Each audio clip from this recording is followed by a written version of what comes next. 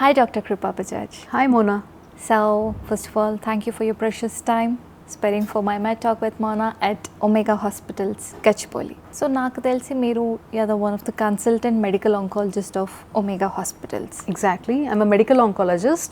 So, oncologyలో 3 divisions ఉంటాయండి. Surgery, chemotherapy aspect, medical oncology, and third is the radiation oncology. So, especially oncologyకి 3 dimensions are very important. ఒక triangle అట్లయితే 3 కోణాలు ఉంటాయో oncology సెగ్మెంట్లో ఈ 3 కోణాలు ఉంటాయి. Each one will play a diverse role. So chemotherapy, immunotherapy, targeted therapy, CAR T cell therapy, bone marrow transplantation ఇవన్నీ కూడా మెడికల్ ఆంకాలజిస్ట్ డీల్ చేస్తారు. I'm a senior consultant medical oncologist at Omega hospital who deals with like both haematology aspect as well as solid cancers. So Omega అనగానే first వచ్చేది cancer speciality, right? And like before getting in to the subject, మీరు as being a part of Omega Hospitals, how are you feeling being there? I'm feeling so proud about it because ఎందుకంటే we have a advanced technology pertaining to the oncology. So it's a chain of oncology hospitals and now evolving into multi-specialty aspect. But ఇప్పుడు ఆంకాలజీలో మీరు India మొత్తమే చూసుకుంటే best forms of like technology కానీ therapies కానీ we're having now. And yeah, we are offering at a very very good price and affordable price to patients. At the same time, we are having a advanced technology which is best class apart compared to other oncology centers. So coming to your specialty, you are a medical oncologist, right? Right. So ala ante you deal only with the chemotherapy part? So chemotherapy కాకుండా injectable అంటే ivy కానీ లేకపోతే oral కానీ వీటిలో ఏముంటుందంటే targeted therapies కానీ అంటే cancer సెల్స్ని target చేసుకుంటుంటే థెరపీస్ కానీ లేకపోతే ఇమ్యూనోథెరపీ బాడీలో ఉన్న ఇమ్యూనిటీని అవేకెన్ చేసి ఆ ఇమ్యూన్ సిస్టమ్ని క్యాన్సర్కి అగేన్స్ట్గా యాక్ట్ చేసే సిస్టమ్స్ కానీ లేకపోతే bone marrow transplantation, blood cancer సంబంధించినవి and at the same time hormone therapies అని రకరకాల టార్గెట్ థెరపీ, ఓరల్ ఫార్ములేషన్స్ ఇవన్నీ కూడా చేస్తాం అనమాట. ఈ కీమోథెరపీ మెడికల్ ఆంకాలజిస్ట్ రోల్ ఎక్కడ ఉంటుంది అంటే సర్జరీ చేసే ముందర నియోడ్జువెంట్ కీమోథెరపీ, నియోడ్జువెంట్ ట్రీట్మెంట్ అంటాము. దీనిలో అన్ని ఇప్పుడైతే చెప్పాను అన్నీ కూడా ఆస్పెక్ట్స్ వస్తాయి. Beat chemo, target therapy, immunotherapy అన్నీ కూడా సర్జరీ కనుక ముందర ఇచ్చినప్పుడు ఎందుకు ఇస్తాము అంటే బాడీలో ఉన్న క్యాన్సర్ ఒక బల్క్ని తగ్గించి సర్జరీ చేస్తే అవుట్కమ్స్ బాగుంటాయి. ఒక యుద్ధం గెలవడానికి మనం ఎట్లయితే అన్ని అస్త్రాలు యూజ్ చేస్తామో క్యాన్సర్ని జయించడానికి ఎంత మ్యాక్సిమం వీలైతే అంత మంచి అవుట్కమ్ ఇవ్వడానికి అన్ని అస్త్రాలు యూజ్ చేస్తాం. సో దానిలో పాటే మా రోల్ ఏంటంటే సర్జరీ ముందర కనుక మనం ట్రీట్మెంట్ ఒకటి ప్లాన్ చేస్తున్నాం అంటే లోపల బల్క్ అంతా కూడా మొత్తం అంతా కూడా డిసపియర్ అయిన తర్వాత సర్జరీ చేస్తే అవుట్కమ్స్ బాగుంటాయి. కొంతమందికి డైరెక్ట్గా సర్జరీ చేసిన తర్వాత కూడా కీమోథెరపీ కానీ, టార్గెట్ థెరపీ కానీ, ఇమ్యూనోథెరపీ కానీ ఇస్తాం. అది ఎందుకు ఇస్తామంటే మళ్ళీ జబ్బు వెనక్కి రాకుండా ఉండటానికి ఇస్తాం. సో సర్జరీ ముందర ఇచ్చేదేమో జబ్బుని 100 నుంచి 20కి, 100 నుంచి 10కి తీసుకొచ్చి సర్జరీ చేయడానికి చేస్తాము. సర్జరీ తర్వాత చేసే ట్రీట్మెంట్ ఆస్పెక్ట్ ఎట్లా ఉంటుందంటే జబ్బు ఎప్పటికీ వెనక్కి రాకుండా ఉండే ఛాన్స్ జీరో చేయడానికి ఎంత మ్యాక్సిమం బెనిఫిట్ ఉంటుందో అట్లా ఉంటుంది. దానిలో పాటుగానే రేడియేషన్ వస్తుంది, దానిలో పాటుగానే నేను చెప్పిన ట్రీట్మెంట్స్ అన్నీ కూడా వస్తాయి అన్నమాట. అలా కాకుండా స్టేజ్ 4 క్యాన్సర్స్కి వెళ్ళినప్పుడు సర్జరీ రోల్ లిమిటెడ్గా ఉంటుంది, ఓన్లీ కొన్ని ఆస్పెక్ట్స్లో మాత్రమే ఉంటుంది. స్టేజ్ 4 క్యాన్సర్కి వెళ్ళినప్పుడు మన బాడీలో అన్ని చోట్ల స్ప్రెడ్ అయినప్పుడు we only deal with that. అంటే టార్గెట్ థెరపీ కానీ, ఇమ్యూనోథెరపీ కానీ, కీమోథెరపీ కానీ, హార్మోన్ థెరపీ కానీ ఇచ్చి దాని ఎంత మ్యాక్సిమం పేషెంట్కి లైఫ్ స్పాన్ని మనం పొడిగించడానికి ప్రయత్నించాలో అట్లా చేస్తామన్నమాట. అండ్ బ్లడ్ క్యాన్సర్స్కి అయితే సర్జరీ కానీ రేడియేషన్ కూడా చాలా లిమిటెడ్ రోల్ ఉంటుందండి. Maximum medical oncologist only will deal with it. Cancer అనగానే చాలామందికి ఫస్ట్ భయం. అదేం క్యాన్సరో కూడా తెలియకముందే, అది తెలుసుకోవడానికి ట్రై కూడా చేయకముందే ఫస్ట్ వచ్చేది భయం. సో ఆ భయం దాటుకొని ముందుకు వెళ్ళాలంటే ఫస్ట్ వాళ్ళకి కౌన్సిలింగ్ అనేది చాలా ఇంపార్టెంట్. సో కౌన్సిలింగ్ ఎలాంటి రోల్ ప్లే చేస్తుంది? కౌన్సిలింగ్ చాలా మేజర్ రోల్ అండి. ఒకటి ఏంటంటే ఫస్ట్ అది ఎట్లాంటి స్టేజ్ ఉన్నా సరే మా పని అయిపోయింది అన్నట్టు ఉంటారు పేషెంట్స్. వాళ్ళ మైండ్ సెట్ అంటే ఇంకా అయిపోయింది అన్నట్టే ఉంటుందన్నమాట. ఎందుకంటే వాళ్ళు ట్రీట్మెంట్ ఒక సైడ్ ఎఫెక్ట్స్ గురించి కానీ లేకపోతే ట్రీట్మెంట్ చేసినా సరే ఉపయోగపడే కొన్ని కేసెస్ ఉంటాయి. ఇప్పుడు ఫర్ సపోజ్ స్టేజ్ 4 క్యాన్సర్ వచ్చినట్లయితే స్టేజ్ 4 క్యాన్సర్లో ఎక్సెప్ట్ లింఫోమాస్ అన్ని క్యాన్సర్స్లో కూడా మా గోల్ డిఫరెంట్ అనమాట. వాళ్ళకి ఫస్ట్ డైమెన్షన్ ఏంటంటే దాని జబ్బుని కంట్రోల్ చేయటం, at the same time patient quality of లైఫ్ని కూడా అంతే ప్రిజర్వ్ చేయటం. అంటే పేషెంట్ కనుక పర్ఫార్మెన్స్ స్టేటస్ అంటే పేషెంట్ వీల్ చైర్లో ఉండి లేకపోతే స్ట్రెచ్చర్లో వచ్చి ఇట్లాంటి ఉన్న పేషెంట్లకి చాలా అగ్రెసివ్ ట్రీట్మెంట్స్ చేయటం వల్ల వాళ్ళ క్వాలిటీ ఆఫ్ లైఫ్ ఇంకా డిక్లైన్ అవుతుంది. సో స్టేజ్ 4 క్యాన్సర్ వచ్చిన వాళ్ళకి ఫ్యామిలీకి చాలా స్ట్రాంగ్ కౌన్సిలింగ్ ఇస్తాం ఫస్ట్. తర్వాత పేషెంట్ని కూడా how ready he is to listen to the news అనేది మేము ఫ్యామిలీతో అసెస్ చేసుకొని మాకు మోస్ట్ ఆఫ్ ద టైమ్స్ ఏమవుతుందంటే ఫ్యామిలీ ముందు చెప్తారు పేషెంట్కి తెలియదండి ఇది ఒక ఇన్ఫెక్షన్ అని చెప్పండి లేదా ఒక చిన్న ఇబ్బంది అని చెప్పండి అని చెప్తారు. అబ్రాడ్లో యూఎస్లో అట్లా చూసుకున్నట్లయితే ఫస్ట్ పేషెంట్స్కి డిస్క్లోజ్ చేస్తారు. ఇండియన్ సిస్టంలో family is a very strong system. అన్ని కలెక్టివ్గా డెసిషన్ తీసుకోవాలి మేము. So family most of times తనకి ఇప్పుడు కొన్ని రోజుల్లో ఇట్లా ఈ ఇంట్లో ఇది ఈవెంట్ ఉంది, తనకి చెప్పకండి, తను డిప్రెస్ అవుతుంది, ఇట్లాంటి మాటలు కూడా చెప్తూ ఉంటారు. అమ్మాయికి పెళ్లి పెట్టుకున్నాం, తనకి ఇప్పుడు తెలిస్తే డీలా పడిపోతుంది, మా కూతురికి చెప్పకండి, ఇట్లాంటివన్నీ ఉంటూ ఉంటాయి అన్నమాట. సో ఫ్యామిలీని first step by step assess చేసుకొని, ఆంకాలజీ వేరే స్పెషాలిటీ అన్నిటికన్నా కూడా ఎందుకు చాలా డిఫరెంట్ అంటే ఇది లైఫ్ సేవింగ్, లైఫ్ డిపెండింగ్ అన్నీ ఒక ఫ్యామిలీతో ఒక జర్నీ లాగా ఉంటుందన్నమాట. వేరే ఏ స్పెషాలిటీలో లేనంతగా ఈ స్పెషాలిటీలో మాకు ఏంటంటే ఫ్యామిలీని ఎక్కువ అర్థం చేసుకుంటాం, వాళ్ళతో ట్రావెల్ చేస్తాం. సో వాళ్ళకి వాళ్ళ ఫైనాన్షియల్ ఆస్పెక్ట్స్ కానీ లేకపోతే వాళ్ళ ఎమోషనల్ ఆస్పెక్ట్స్ కానీ అన్నీ అసెస్ చేసుకున్న తర్వాత ప్రతి ఒక్క పేషెంట్, ప్రతి ఒక్క ఫ్యామిలీ చాలా డిఫరెంట్గా ఉంటుంది. సో అందరినీ డిఫరెంట్గా అడ్రస్ చేయాల్సిన అవసరం ఉంటుందన్నమాట. మేము ఫస్ట్ పేషెంట్ని కాకుండా ఫ్యామిలీని మేము అడ్రస్ చేసిన తర్వాత పేషెంట్ దగ్గరికి వెళ్తామన్నమాట. అదంతా ఒక స్టెప్స్ లాగా ఉంటుంది. డైరెక్ట్గా పేషెంట్ దగ్గరికి వెళ్ళేసి నీకు స్టేజ్ 4 ఉంది, ఇంకా ఇది ఇట్లాగా అని చెప్పడానికి లేదు. సో పేషెంట్ వాళ్ళ ఫ్యామిలీతో మాట్లాడి చేసాం. ఇది కాకుండా స్టార్టింగ్ స్టేజెస్లో ఉన్నప్పుడు ఏంటంటే స్టార్టింగ్ స్టేజెస్ ఏమైనా సరే, ఏ క్యాన్సర్ తీసుకున్నా సరే లైక్ అబౌట్ 95% క్యూర్ ఉండే అవకాశం ఉంటుంది. సో వీళ్ళకి ఇక్కడ ఏంటంటే స్టేజ్ 4 వల్ల లిమిటెడ్ స్పాన్ నా దగ్గర దాస్తున్నారు ఇట్లాంటి ఆలోచన ఉన్నప్పుడు పేషెంట్ని ఫ్యామిలీ అందరినీ కలిసి కూర్చోపెట్టి మీరు పేషెంట్కి ఎట్లాంటి సపోర్ట్ ఇవ్వాలి, దీన్ని ఎట్లా మనం ముందుకు వెళ్ళాలి, ఎలాంటి సైడ్ ఎఫెక్ట్స్ రావచ్చు, సో దీని క్యూర్ రేట్స్ ఎంత, అన్నీ కూడా క్లియర్ కట్గా చేస్తాం. సో ఈ స్టార్టింగ్లో క్యూర్ స్టేజ్కి తర్వాత ప్యాలియేటివ్ స్టేజ్కి రెండింటికి చాలా విపరీతంగా డిఫరెంట్ కౌన్సిలింగ్ ఉంటుంది, రెండు చాలా separate counselling. So starting stage వాళ్ళకి అంతా కూడా వాళ్ళకి పాజిటివిటీ నింపటము, తర్వాత వాళ్ళకి ట్రీట్మెంట్ సైడ్ ఎఫెక్ట్స్ని ఎట్లా నలిఫై చేసుకోవాలి దాని మీద ఫోకస్ చేస్తాం. స్టేజ్ 4 క్యాన్సర్కి ఫ్యామిలీని బ్యాడ్ న్యూస్కి ప్రిపేర్ చేస్తాం. ఇది స్టేజ్ 4, ఇంతమంది అంటే మీడియం సర్వైవల్, 100లో 50 మంది ఎన్ని సంవత్సరాలు బతుకుతారు, 100లో 50 మంది ఎన్ని నెలలు బతుకుతారు, ఇట్లాంటి కౌన్సిలింగ్తో స్టార్ట్ అవుతుంది. స్టార్ట్ అయ్యి వాళ్ళ ఎమోషనల్ కొంచెం ప్యాసిఫై చేయటం, వాళ్ళకి తర్వాత నెక్స్ట్ స్టెప్ ఎట్లా వెళ్ళాలని చూడటం, ఇట్లాంటివన్నీ ఉంటాయి అన్నమాట. సో ఇది ఒక ఆస్పెక్ట్. అయితే ఫైనాన్షియల్ ఆస్పెక్ట్స్, అందరూ అన్ని రకాల ట్రీట్మెంట్స్కి ఓపెన్గా ఉండరు, అఫోర్డబుల్గా ఉండరు, ఒక్కొక్కరికి ఒక్కొక్క రకమైన కన్స్ట్రెయింట్స్ ఉంటాయి. సో దాన్ని బట్టి మేము ఎట్లా వాళ్ళని అంటే ఒక్కొక్క పేషెంట్కి ఒక్కొక్క రకంగా ట్రీట్ చేయాల్సి ఉంటుంది. వాళ్ళకి ఎలాంటి ఆప్షన్స్ ఉన్నాయి చెప్పడం ఎంతైతే ఈక్వల్లీ ఇంపార్టెంటో ఏ ఆప్షన్స్ వరకు మాత్రం మీరు తీసుకోగలుగుతారో చెప్పడం కూడా అంతే ఇంపార్టెంట్. సో ఇవన్నీ బ్యాలెన్స్గా ముందు తీసుకెళ్ళడానికి ఎంతో ఓపిక మాకు కావాలి. And that's why we treat each patient as a very special entity, each family as a special entity. So అందుకనే క్యూరేట్ చేసుకుంటూ వెళ్తాం. క్యాన్సర్లో ట్రీట్మెంట్ ఎట్లయితే ఇప్పుడు మీరు ప్రెసిషన్ ఆంకాలజీ, పర్సనలైజ్డ్ మెడిసిన్ అని వింటారో, సో క్యాన్సర్ పేషెంట్స్కి ట్రీట్ చేసేటప్పుడు ఆ ఫ్యామిలీ కూడా each patient and each family so different. So as we're talking about ట్రీట్మెంట్కి ముందు జరిగే counselling part, management part and all, treatment వరకు వస్తే కీమోథెరపీ అనగానే ఫస్ట్ సినిమాటిక్గా ఆలోచిస్తారు చాలామంది. నేను ఆ ప్లేస్లో నేనున్నా అంతే ఆలోచిస్తానేమో. ఒక డెంటిస్ట్ అయ్యుండి కూడా, నాకు కొంచెం మెడికల్ నాలెడ్జ్ ఉండి కూడా మేబీ నేను అదే భయపడతానేమో, జుట్టంతా ఊడిపోతుంది, ఓకే మెంటల్గా ఫిజికల్గా చాలా వీక్ అయిపోతాను, so that there in starts my depressive phase, ఇక నా లైఫ్ అయిపోయింది. See that is unavoidable depression. Out of 10 ఒక 2-3 చాలా స్ట్రాంగ్ ఉంటారేమో. సో అలాంటి కేసెస్లో మీరేమంటారు? కీమోథెరపీ అంటే ఇలా ఫిల్మీగా చూడడమేనా, లేదా there is anything beyond this? Right. So chemotherapy ఇస్తే జుట్టు రాలుతుంది అనేది సహజం అండి. అంటే కీమోథెరపీ యొక్క ఫంక్షనల్ ప్రిన్సిపల్ ఎట్లా ఉంటుందంటే fast dividing cells in the body అన్నిటి మీద యాక్ట్ చేస్తుంది. దాన్ని చాలా స్టిగ్మటైజ్ చేసుకుంటూ ఉంటారు. పార్ట్ ఆఫ్ ఇట్ మనకి ఆ ఫాస్ట్ డివైడింగ్ సెల్స్లో పార్ట్గానే హెయిర్ కూడా ఉంటుంది కాబట్టి హెయిర్ లాస్ ఉంటుంది. బట్ ట్రీట్మెంట్ అయిపోయిన తర్వాత వితిన్ నో టైం మళ్ళీ జుట్టు వెనక్కి వస్తుంది. సో కొన్ని కీమోథెరపీస్కి ఏంటంటే స్కాల్ప్ కూలింగ్ టెక్నిక్, అంటే మనకి కీమోథెరపీ జరుగుతున్న టైంలో జుట్టు ఉన్న ప్రాంతం అంటే స్కాల్ప్ అంటాం దానికి కీమోథెరపీ రీచ్ అవ్వకుండా కొన్ని కూలింగ్ మెకానిజమ్స్ చేస్తాం అనమాట. అది కొన్ని కీమోథెరపీలో సక్సెస్ రేట్ ఎక్కువ ఉంటుంది, కొన్ని కీమోథెరపీలో సక్సెస్ రేట్ తక్కువ ఉంటుంది, జుట్టు ఊడటం తగ్గటం అనేది. బట్ వీటి వల్ల ఏంటంటే మనకి కొంత ఉపశమనం ఉంటుంది. అందరూ ఏంటంటే ఇంకా కీమోథెరపీ తీసుకుంటే లైఫ్ లాంగ్ బాల్నెస్ ఉంటుంది అనేది చాలా భయపడుతూ ఉంటారు. లేకపోతే కొంతమందికి ఇమీడియట్గా పెళ్లి సంబంధాలు లేకపోతే పిల్లలకైనా పెళ్ళిళ్ళు ఉంటే కూడా చాలా స్టిగ్మాలా ఫీల్ అవుతూ ఉంటారు. అండ్ మోస్ట్ ఇంపార్టెంట్ అంటే సినిమాలో అంతా కూడా ఏదో చాలా డిప్రెస్డ్గా అన్ని ఐబ్రోస్ పోయి అట్లా అంతా చూపిస్తూ ఉంటారు. సో కీమోథెరపీ ఇచ్చే టైంలో మాత్రమే అది ఉంటుందండి. ఆపిన తర్వాత 3 monthsలో they start rebounding to normalcy. So చాలా మంది కండిషన్. ఎస్, సో మేము మామూలుగా పేషెంట్స్కి ఎట్లా కౌన్సిలింగ్ ఇస్తామంటే మీకు ట్రీట్మెంట్ అయిపోయిన తర్వాత 3 నుంచి 6 నెలలు మీ హస్బెండ్ కన్నా మీకే ఎక్కువ జుట్టు ఉంటుంది అని చెప్తాం అనమాట.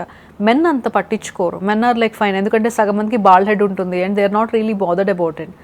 ఆడవాళ్ళకి ఎక్కువ స్టిగ్మా ఉంటుంది. సో వాళ్ళని చాలా ఆ విషయంలో చేయడం అనేది చాలా కౌన్సిలింగ్ చేయడం అనేది చాలా ఇంపార్టెంట్ స్టెప్ మాకు.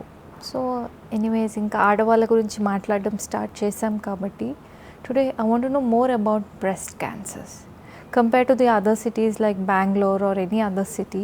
హైదరాబాద్లో దీని రేట్ ఆఫ్ ఇన్సిడెన్స్ ఎక్కువ ఉంది అని చెప్పి we get to see many articles these days. So your views on it? Exactly, అంటే ఇప్పుడు మెట్రోపాలిటన్ సిటీస్లో చూసుకుంటే హైదరాబాద్ ఒకటి, బాంబే ఒకటి, ఢిల్లీ ఒకటి, it's having a highest incidence of breast cancer. Reason ఏంటంటే మనకున్న లైఫ్ స్టైల్ కానీ, మనకున్న అర్బన్ పాపులేషన్లో ఉన్న ఎడ్యుకేటెడ్ ఫీమేల్స్ కానీ చాలా ఎక్కువ ఉన్నారు కంపారిటివ్లీ, అంటే వర్కింగ్ ఫీమేల్స్ ఎక్కువ ఉన్నారు. అండ్ హైదరాబాద్లో ఫ్యాట్ కన్సంప్షన్ ఎక్కువ ఉంటుంది. If you compare to Bengaluru and Chennai also, హైదరాబాద్లో fat consumption is like high. So ఎందుకు ఎక్కువ ఉంటుంది ఈ మధ్యకాలం, ఎందుకు ఎక్కువైంది అంటే కనుక it's a pure hormonal imbalance కానీ, లేకపోతే బాడీలో ఒబెసిటీ కానీ, వీటన్నిటికీ everything is like connecting dots ఉంటాయన్నమాట. ఫస్ట్ లైఫ్ స్టైల్, అంటే ముందులాగా మనము లేము. And all of us like working women ఎవరైతే ఉన్నారో, లేట్ మ్యారేజెస్, లేకపోతే లేట్ కిడ్స్, పాలు రాకపోవటం, ఇచ్చినా సరే కొన్ని రోజులు ఇవ్వటం, ఇట్లాంటివన్నీ జరుగుతూ ఉంటాయి. ఇవి కాకుండా మనకి ఆ మొబిలిటీ కానీ, ఎక్సర్సైజ్ కానీ అంత ఎక్కువ లేదు. Right now we're all living a lazy life, అంత ఎక్కువ యాక్టివ్ లైఫ్ స్టైల్ లేదు. అండ్ ఫుడ్ కన్సంప్షన్లో కూడా ఇప్పుడు చూసుకుంటే ఎగ్గోస్ అని ఒక రీసెంట్గా ఒక కంపెనీ ఉండింది, that's was one of the టాంటెడ్ to be a very very good one అనమాట, గుడ్ కంపెనీ. దాంట్లో దేర్ ఆర్ మల్టిపుల్ కెమికల్స్ ఉన్నాయని, కొన్ని స్టెరాయిడ్స్ వచ్చాయని చెప్పి ఉన్నాయన్నమాట. సో ఫుడ్ అడల్ట్రేషన్ కానీ, ఫుడ్ క్వాలిటీ కన్సంప్షన్ కానీ చాలా తక్కువ ఉంటుంది. దో అన్ని ఫ్యాన్సీగా అంతా ఉన్నా సరే, the quality of food what we're having and the products what we're using those are not good. So quality అంతా కూడా పోవటం వల్ల మనకు వచ్చినది ఒకటి, మనం తీసుకునే ఫుడ్, మ్యారేజెస్, లైఫ్ స్టైల్ ఇవే కాకుండా lot of adulteration of food ఉంటుంది. దాని తగ్గట్టు మనం చేంజెస్ చేసుకోకపోవటం వల్ల మునిపెన్నడూ లేనంతగా మన బాడీలో నాట్ జస్ట్ బ్రెస్ట్ క్యాన్సర్, వేరే క్యాన్సర్ ఇన్సిడెన్స్ కూడా చాలా ఎక్కువ ఉంది ఇప్పుడు హైదరాబాద్లో. డైట్, లైఫ్ స్టైల్ ఇవన్నీ పక్కన పెడితే there is a myth being circulated that మనం యూస్ చేసే అండర్ గార్మెంట్స్ వల్ల కూడా there is like a slight impact on the breast cancer అని. Is it so? Oh no, absolutely no. Just మనకి ఆ undergarments, tight undergarments వల్ల blood circulation ఉండదని ఇట్లా అంతా ఉంది కానీ, బట్ దానికి కానీ క్యాన్సర్ ఇన్సిడెన్స్ కానీ ఎటువంటి రిలేషన్ లేదు. కంఫర్టబుల్గా మీరు అండర్ గార్మెంట్స్ కానీ ఇట్లాంటివి యూస్ చేసుకుంటున్న వాళ్ళు మార్చుకోవాల్సిన అవసరం ఏమీ లేదు. Yeah. So when it comes to breast cancer, initial alarming science ఎలా ఉంటాయి? బికాజ్ ఈ మధ్య ఆ అవేర్నెస్ పెరగడం వల్ల చాలామంది జాగ్రత్త పడే కంటే ముందే భయపడుతున్నారు. చిన్న లంప్ ఏదైనా ఫీల్ అయినా, లేకపోతే ఏదైనా చిన్న మైల్డ్ డిస్టర్బెన్స్ కనిపించినా కూడా they are like over assuming or over thinking about it. Exactly. So చాలా యాంగ్జైటీ ఉంటుంది. అంటే అవేర్నెస్ ఇంక్రీజ్ అవ్వడం వల్ల అర్బన్ పాపులేషన్లో అందరికీ కూడా నెలకు ఒకసారి స్నానం చేసేటప్పుడు జస్ట్ ఒక సర్క్యులర్ మోషన్లో బ్రెస్ట్ని ఎగ్జామిన్ చేసుకోమని చెప్పి చెప్తాం. ఇప్పుడు 100 మంది ఆడవాళ్ళని జస్ట్ ఊరికే స్క్రీన్ చేస్తే నార్మల్గా ఉండే ఫైబ్రోడినోమాస్, అంటే మన రొమ్ములో ఉన్న ఈ గ్లాండ్స్ నుంచి వచ్చే చిన్న చిన్న తిత్తులు ఉంటాయి, వాటిని ఫైబ్రోడినోమాస్ అంటాం. కొంతమంది లైపోమాస్, లోపల ఉన్న కొవ్వు గడ్డలు ఉంటాయి, ఇట్లాంటివన్నీ ఉంటాయి అన్నమాట. 100లో కనీసం 40 మందికి అలాంటివి చిన్న చిన్నవి కనిపిస్తూ ఉంటాయి అన్నమాట. ఎందుకంటే రొమ్ములో పాలకి సంబంధించిన ఉత్పత్తి చెందడానికి గ్లాండ్స్ కానీ, డక్ట్స్ కానీ ఉంటాయి కాబట్టి వాటి నుంచి కొన్ని వస్తూ ఉంటాయి. సో చేతికి తగిలిన ప్రతి ఒక్క గడ్డ కూడా క్యాన్సర్ గడ్డ అవ్వదు. So out of 100 mammograms only 1% might have a cancer. మీకు ఎప్పుడైనా గడ్డ అట్లా తగిలినప్పుడు డాక్టర్ని అప్రోచ్ అయ్యి సరిగ్గా మీరు స్కాన్ చేసుకున్నట్లయితే అది హై రిస్కా లేదా లో రిస్కా తెలుస్తుంది అనమాట. సో తగిలిన ప్రతి ఒక్క గడ్డ క్యాన్సర్ అవ్వదు. లెట్స్ సే ఇప్పుడు ఇనిషియల్గా కొంతమందికి చిన్న గడ్డలాగా ఏదైనా ఫీల్ అయినా అది కావాల్సిన ఇన్వెస్టిగేషన్స్ చేయించుకున్నాక, డయాగ్నోసిస్ చేయించుకున్నాక క్యాన్సర్ ఉందో లేదో తెలుస్తుంది. Exactly. There are certain exceptional cases where initial signs and symptoms అనేవి కనపడకపోవడం కానీ లేదా మిస్ చేయడం కానీ జరిగినప్పుడు. ఎగ్జాక్ట్లీ. సో మనకి లంప్ ఒకటి తగిలినప్పుడు అది వెయిట్ చేయకుండా, అది పెరిగిన తర్వాత చూద్దామని చేయకుండా ఆ డాక్టర్ని కన్సల్ట్ అవ్వడం చాలా ఇంపార్టెంట్. యూజువలీ రొమ్ముకి సంబంధించిన క్యాన్సర్ యొక్క లక్షణాలు ఎట్లా ఉంటాయంటే రొమ్ము పైన ఉన్న స్కిన్ చేంజ్ అవ్వటం, అంటే ఆరెంజ్ యొక్క తొక్కు రూపంలో అవ్వడం కానీ, రెడ్నెస్ రావడం కానీ, లేకపోతే నిప్పుల నుంచి డిశ్చార్జ్ రావడం కానీ, బ్లడ్ డిశ్చార్జ్ కావచ్చు, లేకపోతే చీములా రావచ్చు, లేకపోతే నిప్పులు లోపలికి లాగేసినట్టన్నా కనిపించవచ్చు, లేకపోతే రొమ్ము ఏదో అతుక్కున్నట్టు అట్లా ఉండొచ్చు, లేకపోతే గడ్డ తగలొచ్చు చేతికి. ఇలాంటివి ఏమున్నా సరే డాక్టర్ని ఎర్లీగా కలవాలి. కొంతమంది ఏంటంటే అది డిలే చేస్తూ ఉంటారు, తర్వాత చూద్దాం, లేకపోతే చెప్తే ఏమైనా హాస్పిటల్కి వెళ్తే వాళ్ళ పెద్ద ప్రొసీజర్ చేస్తారని భయపడటం చాలామంది ఉన్నారు అట్లా ఇప్పటికి కూడా. సో ఇలా ఉండటం వల్ల డిలే అయ్యి స్టేజ్ 4 క్యాన్సర్ అయిన వాళ్ళు ఎంతోమంది. ఇప్పుడు ప్రతి నెల అలా నెగ్లెక్ట్ అంటే పేషెంటే నెగ్లెక్ట్ చేస్తారు, అమ్మో వెళ్తేనే సర్జరీస్ చేస్తారు, లేకపోతే వెళ్తే కీమో పెడతారు, లేకపోతే ఏం చేస్తారో, క్యాన్సర్ అని చెప్తే నా భర్త వదిలేస్తాడు, ఇలాంటి మల్టిపుల్ రీజన్స్ వల్ల లేట్గా ప్రెజెంట్ అయ్యే వాళ్ళు ఇప్పటికీ ఉన్నారు. చాలామంది చదువుకున్న వాళ్ళు కూడా అలా భయపడే వాళ్ళు ఇప్పటికీ ఉన్నారు. బ్రెస్ట్ క్యాన్సర్ ఎప్పుడైనా సరే స్టేజ్ 1, స్టేజ్ 2, స్టేజ్ 3లో మనకి డిటెక్ట్ అయినప్పుడు క్యూర్ చేసే అవకాశం చాలా ఎక్కువ ఉంటుంది. దగ్గర 95% మందికి క్యూర్ చేయగలుగుతాం. అది స్టేజ్ 4 అయిన తర్వాత జస్ట్ లైఫ్ స్పాన్ కొన్ని ఇయర్స్ ప్రొలాంగ్ చేయగలుగుతాం, కానీ క్యూర్ చేయలేము. సో ఇది గుర్తుపెట్టుకొని ప్రతి ఒక్కరు జాగ్రత్త పడటం చాలా ఇంపార్టెంట్. తగిలిన గడ్డ ప్రతి గడ్డ క్యాన్సర్ కాదు, కానీ అది క్యాన్సర్ గడ్డ, నార్మల్ గడ్డ తెలుసుకొని వదిలేయాలి. నార్మల్ గడ్డ ఎప్పుడూ క్యాన్సర్ గడ్డగా మారదు. క్యాన్సర్ గడ్డ స్టార్టింగ్లో ఉన్నప్పుడు మనం డిటెక్ట్ చేయగలిగితే మంచిగా క్యూర్ చేయగలుగుతాం. ఇవన్నీ కన్సిడర్ చేసి పక్కన పెడితే కొంతమంది ఆడవాళ్ళలో ముఖ్యంగా సన్నగా ఉండి మరి లేకపోతే బాడీకి ప్రాపర్ షేప్ లేనప్పుడు, లేదా వాళ్ళు ఏదైనా బాడీ షేమింగ్కి గురైనప్పుడు, లేదా పక్క వాళ్ళని చూసి కంపేర్ చేసుకున్నప్పుడు, these days most of the young women are going for breast implants. So అలాంటి కండిషన్స్లో కూడా ఏమన్నా క్యాన్సర్ రిస్క్ ఫ్యాక్టర్స్ ఉంటాయా? బ్రెస్ట్ ఇంప్లాంట్స్కి ఉంటుందండి. సో సిలికాన్ ఇంప్లాంట్స్ అని ఇట్లా రకరకాలు ఉంటాయి. ఇప్పుడైతే కార్సినోజెనిక్ కానీ ఇంప్లాంట్స్ ఇప్పుడు వచ్చాయి. బట్ ప్రీవియస్గా మీరు చూస్తున్నట్లే ఎంతోమంది ఫారెన్లో, అబ్రాడ్లో, అంటే ఇండియాలో ఇంకా ఇంప్లాంట్ సిస్టమ్ అంత ర్యాంపెంట్గా లేదు, కానీ అబ్రాడ్లో ఇంప్లాంట్ సిస్టమ్ చాలా ఎక్కువ ఉంటుంది. మన కంట్రీలో కూడా సిటీస్ లైక్ ఢిల్లీ కానీ ముంబై కానీ చాలా ఎక్కువ ఉంది. లకీలీ మనకి తెలుగు రాష్ట్రాల్లో ఇంకా అంత యాక్టివ్గా చేయించుకోవట్లేదు. అండ్ మోర్ ఓవర్ ఇప్పుడు ఇంప్లాంట్ సిస్టమ్ ఏవైతే వస్తున్నాయో అవి కొన్ని కార్సినోజన్ ఫ్రీగా అట్లా అవుతున్నాయి అన్నమాట. బట్ ప్రీవియస్గా మీరు అబ్రాడ్లో చూసుకున్నట్లయితే లైక్ అమెరికా కానీ, యూకే కానీ, లేకపోతే ఆస్ట్రేలియా కానీ కాస్మెటిక్ పర్పస్ కోసం ఇంప్లాంట్ పెట్టించుకోవటం వల్ల దాని నుంచి రిలీజ్ అయ్యే కెమికల్స్ వల్ల క్యాన్సర్ వచ్చిన వాళ్ళు చాలామంది ఉన్నారు. సో దాని నుంచే మనకి తెలిసిందనమాట. సో ఆగ్మెంటేషన్ ప్రాసెస్ అంటే రొమ్ము యొక్క సైజు కొంచెం పెద్దగా కనిపించడానికి, లేకపోతే రొమ్ము అనీవెన్గా ఉంటే దానికి సంబంధించిన సర్జరీ చేయించుకొని ఉన్నవాళ్ళు కానీ, వాటి వల్ల ఆ ఫిల్లర్స్ వల్ల క్యాన్సర్ వచ్చిన వాళ్ళు చాలామంది ఉన్నారు. సాధ్యమైనంత వరకు ఇలాంటి కృత్రిమంగా ఉన్నవి అవాయిడ్ చేయాలి. లేదు చేయించుకోవాలి కంపల్సరీ అన్నప్పుడు న్యాచురల్ వే, అంటే మనం థై మజిల్ని తీసి కానీ, లేకపోతే వెనకాల ఉన్న మజిల్ని తీసి అదొక మౌల్డ్లా క్రియేట్ చేసి బ్రెస్ట్ ఇంప్లాంట్ చేస్తారు. అట్లాంటివి మనకి చాలా హెల్దీ అనమాట. లేకపోతే ఫ్యాట్ ట్రాన్స్ఫ్యూషన్స్, ఎస్ అట్లాంటివి హెల్దీ. అంటే న్యాచురల్ పార్టికల్ కానీ, న్యాచురల్ మటీరియల్ కానీ ఏది పెట్టినా సరే అది హెల్దీ. అలా కాకుండా ఆర్టిఫిషియల్గా ఏమైనా పెట్టినప్పుడు ఏంటంటే మనం 1-2 సార్లు ఆలోచించుకొని ముందుకు వెళ్ళాలి. సో సాధ్యమైనంత అవాయిడ్ చేయాలి. అవాయిడ్ చేయలేదు, చేయించుకోవాలి కంపల్సరీ అప్పుడు హెల్దీ వేని అప్రోచ్ అవ్వాలి. ఒక ప్రాపర్ కన్సల్టేషన్ తీసుకొని మీరు ముందుకు వెళ్ళాలి. సో ఈ బ్రెస్ట్ క్యాన్సర్లో హెరిడిటరీ ఫ్యాక్టర్ ఎంత ఉందంటారు? 100 మంది బ్రెస్ట్ క్యాన్సర్ పేషెంట్లో కనీసం 6-8% మందికి హెరిడిటరీ అంటే వంశపారంపర్యంగా క్యాన్సర్ యొక్క రిస్క్ కాజింగ్ జీన్ ఏదైతే ఉంటుందో అది తరతరాలుగా అట్లా రావచ్చు. సో మా ఇంట్లో ఎవరికి లేదు, సడన్గా నాకే వచ్చింది, కానీ జీన్స్ పాజిటివ్ వచ్చిన సందర్భాలు కూడా ఉంటాయి. ఫర్ సపోజ్ మగవాళ్ళలో బ్రెస్ట్ క్యాన్సర్ వచ్చే ఇన్సిడెంట్స్ చాలా తక్కువ, <4%. బ్రెస్ట్ క్యాన్సర్ మగవాళ్ళలో కూడా వస్తుంది, 4% మందికి వస్తుంది. ఆ రిస్క్ మనకి మగవాళ్ళు వచ్చినప్పుడు, ఆ జీన్ ఉన్నప్పుడు వాళ్ళకి అది మేనిఫెస్ట్ అవ్వకపోవచ్చు. బట్ నెక్స్ట్ జనరేషన్లో ఆడవాళ్ళకి వచ్చినప్పుడు అది సడన్గా అక్కడ మనకి ఆ పర్టనింగ్ ఏ పర్సన్ ఎఫెక్ట్ అయ్యారో వాళ్ళకి వస్తుంది. సో ఒక జీన్ మోస్ట్ కామన్గా ఇండియాలో చూసే జీన్ బ్రాకా జీన్.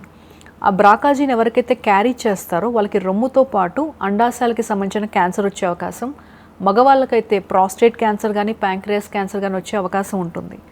ఎవరైనా ఒక ఫ్యామిలీలో మల్టిపుల్ పీపుల్ ఎఫెక్ట్ అయినప్పుడు, అంటే ఒక కనీసం 2-3 ఎఫెక్ట్ అయినప్పుడు కానీ, లేకపోతే చాలా యంగేజ్లో క్యాన్సర్ వచ్చినా కానీ, లేకపోతే ఒకే పేషెంట్కి 2 రకాల క్యాన్సర్స్ వచ్చినా కానీ మేము కంపల్సరీగా పేషెంట్కి జెనెటిక్ కౌన్సిలింగ్ సజెస్ట్ చేస్తాం. జెనెటిక్ కౌన్సిలింగ్ అంటే ఏదో కాదు, జస్ట్ ఒక బ్లడ్ శాంపిల్ మనం డ్రా చేసి దానిలో తనకి జన్యుపరమైన సమస్య ఏమైనా ఉందా లేదా అని తెల్ల రక్త కణాల మీద టెస్ట్ చేస్తాం. జన్యుపరమైన సమస్య కనుక ఉన్నట్లయితే కనుక దానికి సంబంధించిన కొన్ని జాగ్రత్తలు మేము చెప్తాం. జాగ్రత్తలు అంటే ఇందా చెప్పినట్టు ఒక క్యాన్సర్ రిస్క్ జీన్ ఉండటం వల్ల 2-3 రకాల క్యాన్సర్స్ వచ్చే అవకాశం ఉంటుంది. For suppose BRCA cancer patient ఒకళ్ళైనా నాకు వచ్చారనుకోండి, యంగ్ పేషెంట్ 32-33 ఇయర్స్ ఏజ్ వాళ్ళు వచ్చారు. She said to plan family but she got a breast cancer. అలా వచ్చినప్పుడు పేషెంట్కి మ్యారేజ్ అయినప్పుడు we will counsel the family and couple together. చెప్పి మీరు కనుక పెళ్లి చేసుకొని ఇట్లా ఉన్నారు కాబట్టి మీరు నెక్స్ట్ మీరు ఫర్దర్ లీడ్ చేయండి, అబ్సల్యూట్గా మీరు ముందుకు వెళ్ళొచ్చు. కానీ ఏం చేసుకోవాలి, ఒక పర్సన్ ఫర్ సపోజ్ నేనే ఒక జీన్ సమస్యతో ఎఫెక్ట్ అయి ఉన్నానంటే నాకు ఒక అబ్నార్మల్ జీన్ ఉంటుంది, ఒక నార్మల్ జీన్ ఉంటుంది. నా సంబంధించిన ఎక్స్కి సగం ఎక్స్లో అబ్నార్మల్ జీన్ ఉంటుంది, సగం ఎక్స్లో అబ్నార్మల్ జీన్ కాకుండా నార్మల్ జీన్ ఉంటుంది. నా దగ్గర మదర్ నుంచి ఒక జీన్, ఫాదర్ నుంచి ఒక జీన్ ఉంటుంది. దానిలో ఒకటి అబ్నార్మలే, ఒకటి నార్మల్గానే ఉంటుంది. కాబట్టి నేను ఫ్యామిలీ ప్లాన్ చేసుకోవాలనుకున్నప్పుడు రెగ్యులర్గా పిల్లల్ని ప్లాన్ చేసుకోవడం కాకుండా ఇన్విట్రో ఫర్టిలైజేషన్ అంటే ఐవి టెస్ట్ ట్యూబ్ బేబీకి ఆప్ట్ చేసుకోవడం బెస్ట్. అలా చేసుకున్న తర్వాత ఏం చేయాలంటే ఆ పిండాలు ఏమైతే కృత్రిమంగా ప్రిపేర్ అవుతాయో అంటే భర్త యొక్క స్పర్మ్ అండ్ ఆడదాని యొక్క ఎగ్స్ నుంచి ప్రిపేర్ అవుతాయో అవి ఒక 8 నుంచి 10 వరకు ప్రిపేర్ అయిన తర్వాత వాటిని తల్లి గర్భంలో పెట్టే ముందరే ఆ పిండం మీద జీన్స్కి సంబంధించిన టెస్ట్ జరుగుతుంది. ఆ జీన్స్కి సంబంధించిన టెస్ట్ ఏదైతే నెగిటివ్ అంటే నార్మల్గా ఉంటుందో ఆ పిండాన్ని సెలెక్ట్ చేసి తల్లి గర్భంలో పెట్టినట్లయితే మన నుంచి మన నెక్స్ట్ జనరేషన్ ఎఫెక్ట్ అవ్వకుండా ఉంటుంది. అది ఒక ఆస్పెక్ట్. అండ్ ఆల్సో ట్రీట్మెంట్లో కూడా కొన్ని చేంజెస్ ఉంటాయి. జీన్స్ అబ్నార్మాలిటీ ఉన్న వాళ్ళకి లేని వాళ్ళకి ట్రీట్మెంట్లో కొన్ని చేంజెస్ ఉంటాయి. కొన్ని ఎక్స్ట్రా టార్గెట్ థెరపీ పెట్టడం, కొన్ని స్పెషల్ కీమోథెరపీ రెజిమెన్స్ ఆప్ట్ చేసుకోవడం ఉంటుంది. అలా కాకుండా ఆడవాళ్ళకు ఒక ఏజ్ వచ్చిన తర్వాత రిస్క్ రెడ్యూసింగ్ సర్జరీస్, ఇప్పుడు నేను చెప్పిన 32 ఏళ్ల ఆడవాళ్ళ ఎగ్జాంపుల్ తీసుకున్నట్లయితే యూజువలీ ఫ్యామిలీ కంప్లీట్ అయిపోయిన తర్వాత 35 ఇయర్స్ అట్లా వచ్చిన తర్వాత ఓవరీస్ కూడా తీసుకోమని చెప్తాం. ఎందుకంటే పేషెంట్కి బ్రెస్ట్తో పాటు ఓవరీ కూడా ఎఫెక్ట్ అవుతుంది. ఓకే. అలాగే కొన్ని క్యాన్సర్స్కి అయితే వంశపారంపర్యంగా పెద్ద పేగు క్యాన్సర్ వచ్చే అవకాశం ఉంటుంది. అలాంటి వాళ్ళకి ఒక రకమైన స్క్రీనింగ్ అంటే యాన్యువల్గా కానీ లేకపోతే 6 మంత్లీ వన్స్ కానీ చెక్ చేయించుకుంటూ ఉంటారు. ఒకవేళ పేషెంట్కి చాలా ఎక్కువ రిస్క్ ఉంది అంటే కనుక పెద్ద పేగు మాత్రం పూర్తిగా తీసేస్తారు. సో రిస్క్ రెడ్యూసింగ్ సర్జరీ అంటారు దీన్ని. అలాగే బ్రాకా పాజిటివ్ యాంజెలినా జోలీ అనే ఒక Hollywood actress, she is the first one. అంటే అప్పటి వరకు ప్రపంచం ఎప్పుడు దీన్ని పట్టించుకోలేదు. తనకి క్యాన్సర్ రిస్క్ ఉంది అని చెప్పి తను 2 రొమ్ములు తీయించుకొని తను ప్లాస్టిక్ సర్జరీ చేయించుకుంది. ఇప్పుడు తనకున్న 2 బ్రెస్ట్ కూడా ఆర్టిఫిషియల్గా ఉన్నవి. అండ్ తను ఫస్ట్ పర్సన్ టు స్టార్ట్. తను స్టార్ట్ చేసిన తర్వాత ఎంతోమంది అమెరికాలో యంగ్ వాళ్ళు అంటే పెళ్లి కాకుండా 22-23 ఏళ్ల వాళ్ళు కూడా చేయించుకున్నారు. సో అంత అవేర్నెస్ ఉంది అక్కడ. అంత అవేర్నెస్ మన ఇండియాలో రావడానికి చాలా టైం పడుతుంది. ఎంతో ఎడ్యుకేటెడ్ ఫ్యామిలీస్ కూడా ఇంకా వాళ్ళ ముందుకి రావట్లేదు, ఇంకా ఇన్హిబిషన్గా ఫీల్ అవుతున్నారు. At the same time opposite వాళ్ళు ఏమనుకుంటారో, పెళ్ళి అవుతుందా లేదా ఇట్లాంటి ఆలోచనలతో పెళ్ళి ఫిక్స్ అయ్యి బ్రేక్ అయినా కూడా ఎన్నో చూసాం మేము అట్లాంటివి. ఇంకా మన దగ్గర అవేర్నెస్ రావడానికి ఇంకొక 20 సంవత్సరాలు పట్టే అవకాశం ఉంటుంది. ఆ లోపల మనం మాట్లాడుకోవడం, వేరే వాళ్ళకి చెప్పడం తప్పితే ఎంత మారుతారో అని వెయిట్ చేసి చూడటం తప్పితే ఆరోగ్యం కంటే పెళ్లి గురించి హైరాణ పడిపోయే ఫ్యామిలీస్ చాలా. ఎగ్జాక్ట్లీ. యంగ్ ఫీమేల్కి కనుక క్యాన్సర్ వచ్చిందంటే మేల్కి క్యాన్సర్ వచ్చినా సరే అంత ప్రాబ్లం కాదు, కానీ ఫీమేల్కి కనుక క్యాన్సర్ యంగ్ ఫీమేల్కి వచ్చిందంటే కనుక పెళ్ళి అవ్వకపోయే అవకాశం దగ్గర 60%. అర్థం చేసుకొని ముందుకొచ్చే ఫ్యామిలీస్ కానీ మగవాళ్ళు కానీ తక్కువ ఉన్నారు.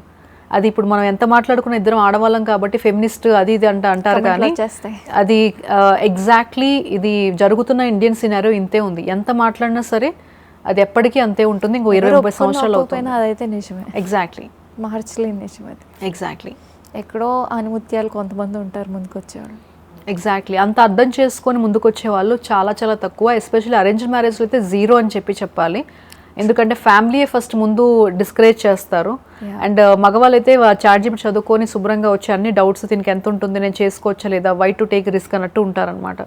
అండ్ కొన్ని సంవత్సరాలు ట్రావెల్ చేసిన వాళ్ళు అందరూ సరిగ్గా లేరని చెప్పాలండి. అండ్ కొన్ని సంవత్సరాలు ట్రావెల్ చేసిన వాళ్ళు their very supportive husbands are there. But arranged marriages కానీ ఇట్లాంటివి బ్రేక్ అయినా మేము ఎన్నో చూసాము. మేమే చాలా బాధపడుతూ ఉంటాం. అండ్ నాకు తెలిసిన ఒక patient, I'm not mentioning her name, తను మంచిగా కెనడా వెళ్ళిపోయి ఐ థింక్ ఎంగేజ్మెంట్ అయ్యి మ్యారేజ్ ఒక 6 డేస్లో ఉందనగా she got report that she is positive for something. పెద్ద పేగు క్యాన్సర్ వచ్చే రిస్క్ ఉందని చెప్పి వచ్చింది. అండ్ ఆ అబ్బాయి మంచిగా మ్యారేజ్ అది క్యాన్సిల్ చేసుకున్నాడు. Just 1 week before her marriage cancel అయింది. తను కెనడాకి వెళ్ళిపోయి ఇప్పుడు తను వర్క్ చేసుకుంటుంది. నేను నా పని నేను చేసుకుంటా మేడం, ఇంత స్ట్రెస్ నా వల్ల కాదు అని. సో ఇది ఒక సింగిల్ ఇన్సిడెంట్. ఇట్లాంటివి మేము ఎన్నో చూసాం ఇప్పటికీ.